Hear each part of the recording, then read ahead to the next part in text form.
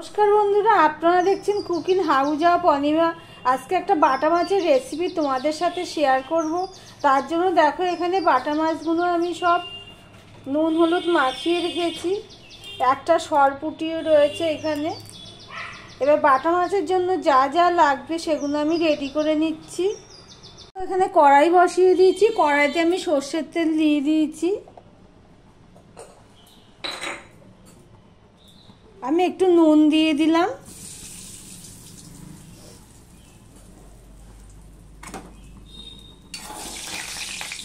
কড়াই গায়ে তেলটা আমি লাগিয়ে দিলাম, দিয়ে এবার মাছগুলো আমি ভেজে নেব।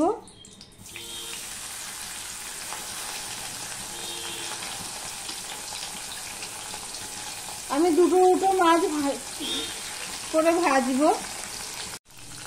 এদিকে দেখো, আমি বাটা মাছের জন্য আমি পেঁয়াজ কেটে নিয়েছি, লঙ্কা চালা করে রেখেছি, টমেটো নিয়ে নিয়েছি, আলু নিয়েছি এভাবে কেটে, আর নিয়েছি ঝিঙে। আলু ঝিঙে দিয়ে আমি এই বাটা মাছটা রান্না করব। এই মাছের এক পিঠটা হয়ে গেছে, এবার আমি আরেক পিঠটা উল্টে দিলাম। খুব কড়া করে ভাজবো না।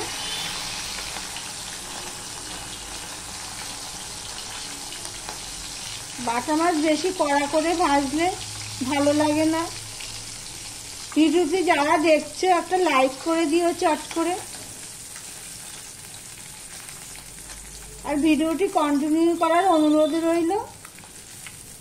এই বাটা মাছ দুটো ভাজা হয়ে গেছে। এবার আমি আরো দুটো বাটা মাছ দিয়ে দিলাম।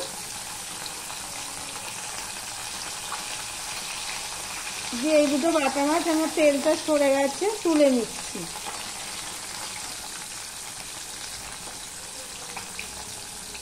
এই দুটো বাটা মাছের নিচে দিকটা হয়ে গেছে, উল্টে দিলাম, দিয়ে আবার উল্টে দিলাম। দেখো, সমস্ত মাছগুলো ভাজা হয়ে গেছে। একটা বাটিতে তুলে নিয়েছি। এই দেখো, ঠিক এইভাবে ভেজে নিয়েছি।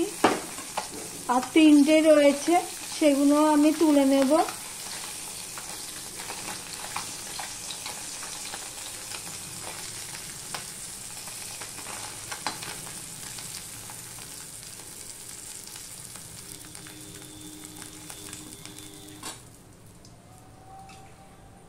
এবার এর মধ্যে আমি আরেকটু তেল দিয়ে দিচ্ছি।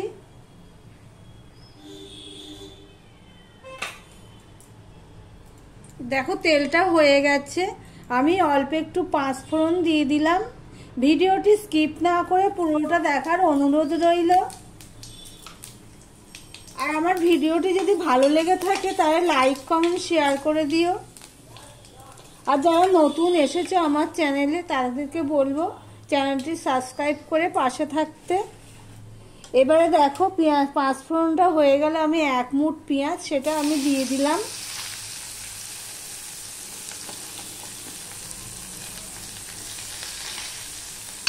একটা কাঁচা লঙ্কা সাইডে ছিল, সেটা পড়ে যাচ্ছে। দেখো, পেঁয়াজটা প্রায় অর্ধেকটা লাল লাল হয়ে গেছে, বাদামি কালার হয়ে এসছে। এই অবস্থায় যে আমি আলু নিয়েছিলাম সেই আলুটা দিয়ে দিচ্ছি।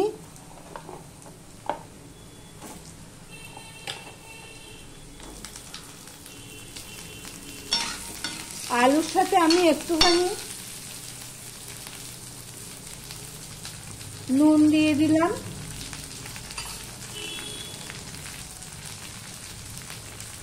আর এই হলুদটুকু দিয়ে দিলাম। এবার নুন হলুদ দিয়ে আলুটাকে আমি ভেজে নেব। দেখো, আলু পেঁয়াজটা ভাজা হয়ে গেছে। এবারে যে আমি টমেটোটা কেটে রেখেছি সেই টমেটোটা দিয়ে দিলাম।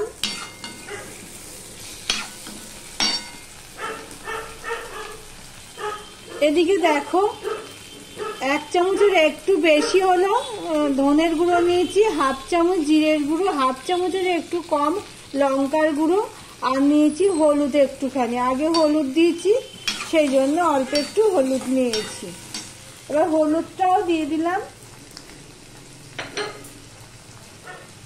এবার কষানোর জন্য একটু জল দিয়ে দিলাম। এবার মশলাটা ভালো করে আমি কষিয়ে নেব, ঢাকা দিয়ে দিয়েই কষাচ্ছি। দেখো মশলাটা প্রায় কষানো হয়ে গেছে, আর একটু কষাতে হবে।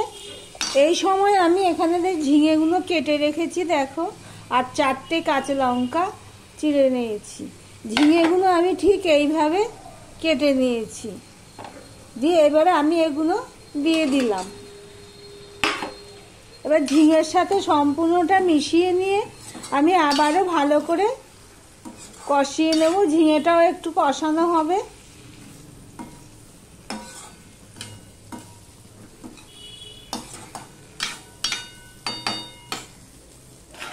ঢাকা দিয়ে দেবো, কেন ঝিঙের গায়ের থেকে একটু জল বেরোবে, সেই জলেই ঝিঙে কষানো হয়ে যাবে। ঝিঙে দিয়ে আমি কিছুক্ষণ পর আসলাম, মাঝে একবার এসে আমি নেড়ে চেড়ে দিয়েছি। দেখো ঝিঙেটার পরিমাণটা কতটা কমে গেছে, আর ঝিঙে থেকে যে জলটা বেরিয়েছে তাতে ঝিঙে কষানো হয়ে গেছে। ঝিঙেটাও নরম হয়ে গেছে। যদি আলুর সাথে দিতাম তাহলে ঝিঙেটা পুরো গলে যেত। আমি এখানে আরেকটু নুন দেবো, কেননা তখন আমি আলুর সাথে একটুখানি নুন দিয়েছিলাম।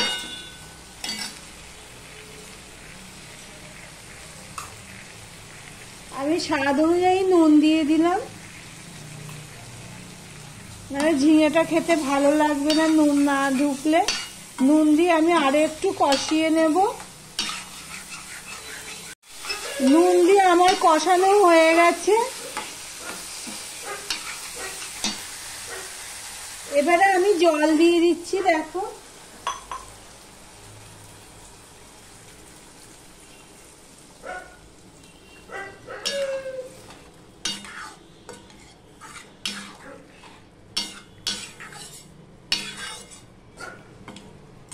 আরো একটু জল দিয়ে দেবো, এটা ঝোল হবে, ঝিঙে আলু দিয়ে বাটা মাছের ঝোল।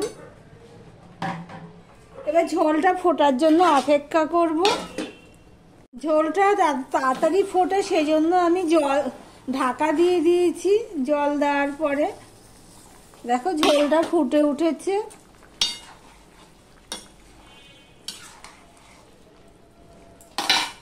এবার বাটা মাছগুলো আমি একটা একটা করে দিয়ে দিচ্ছি।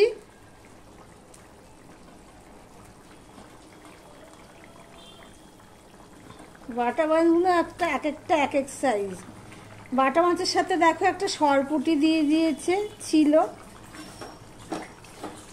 যে বাটা মাছগুলো সব আমি দিয়ে দিলাম। ঝিঙে আলু দিয়ে বাটা মাছের পাতলা ঝোল। দেখো বেশি মশলা কিন্তু আমি দিইনি, টাটকা মাছে বেশি মশলা লাগে না। এবার মিডিয়ামে দিয়ে আমি একটু ফুটিয়ে নেব। ঢাকা দিয়ে দেখো আমি 2 মিনিটের মতন ফুটিয়ে নিয়েছি। এবার মাছগুলোকে আমি একটুখানি উল্টে দেব।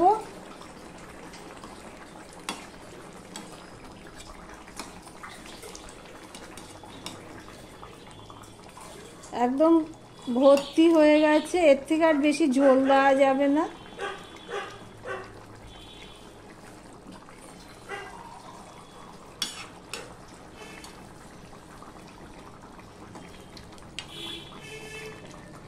ভালো লাগে খেতে ঝিঙে আলু দিয়ে ঝোল।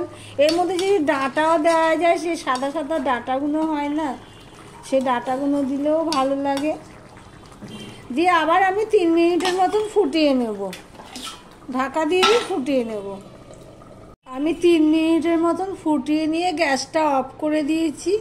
এবার ঢাকনিটা খুললাম। দেখো ঝিঙে আলু দিয়ে বাটা মাছের পাতলা ঝোল কেমন লাগলো কমেন্ট করে জানিও। ভিডিওটি আজকের মতন এখানেই শেষ করলাম। আবার অন্য কোনো রেসিপি নিয়ে প্রতিদিনের মতন চলে আসবো বিকেল 4টে। আজকে টাটা।